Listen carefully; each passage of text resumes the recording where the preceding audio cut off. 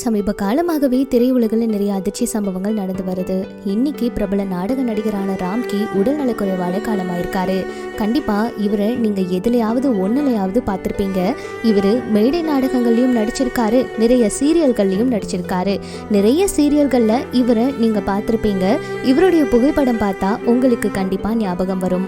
பிரபல சினிமா மற்றும் சின்னத்திரை நடிகர் ராம்கி என்கிற ராமகிருஷ்ணன் மூத்த நடிகரான இவரு 3000க்கும் மேற்பட்ட மேடை நாடகங்கள்ல நடிச்சிருக்காரு. பிரபல தொலைக்காட்சி சேனல்கள்ல 100க்கும் மேற்பட்ட டிவி சீரியல்ல நடிச்சிருக்காரு. 25க்கும் மேற்பட்ட சினிமா படங்கள்லயும் நடிச்சிருக்காரு. சீரியல் மற்றும் சினிமா படங்கள்ல பெரும்பாலும் குணச்சித்திர கதாபாத்திரங்கள்லயே நடிச்சு வந்தாரு. இந்த நிலையில கடந்த சில நாட்களா உடல்நல குறைவு ஏற்பட்டிருக்கு.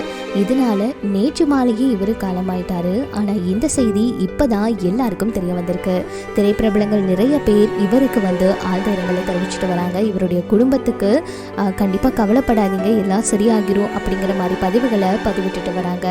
அவருடைய மறைவுக்கு மேடை நாடக கலைஞர்கள், சின்னத்திரை மற்றும் சினிமா பிரபலங்கள் இரங்கலை தெரிவிச்சுட்டு வராங்க.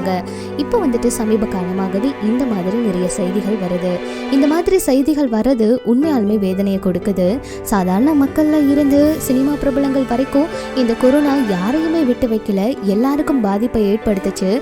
கொரோனா ஒரு பக்கம் பாதி பேரை பாதிப்பு ஏற்படுத்தி அவங்கள எல்லார்கிட்ட இருந்தும் பிரிச்சுட்டு போச்சு. இன்னொரு பக்கம் மாரடைப்பு இதுவும் இப்ப அதிகமா வர ஆரம்பிச்சிருச்சு. நல்ல நல்ல நடிகர்கள் நிறைய நாடகங்கள்லையும் மேடை நாடகங்கள்லையும் நடிச்சிருக்க இந்த மாதிரி நிறைய பேர் உயிரிழந்து போற சம்பவம் இன்னுமே எல்லாருக்கும் அதிர்ச்சியை கொடுக்குது. ஏன்னா இவ்வளோ தூரம் அவங்க நடிப்பு, அவங்களுடைய திறமை எல்லாம் இருந்துச்சு. திடீர்னு அவங்க இல்லாம போற விஷயம் கண்டிப்பா எல்லாருக்கும் ரொம்பவே வேதனை தருது. இதை பற்றி உங்களுடைய கருத்துக்களை பகிர்ந்துக்கங்க. நம்ம சார்பாகவும் அவங்களுடைய குடும்பத்துக்கு ஆழ்ந்த இரங்கலை தெரிவிச்சுக்கலாம்.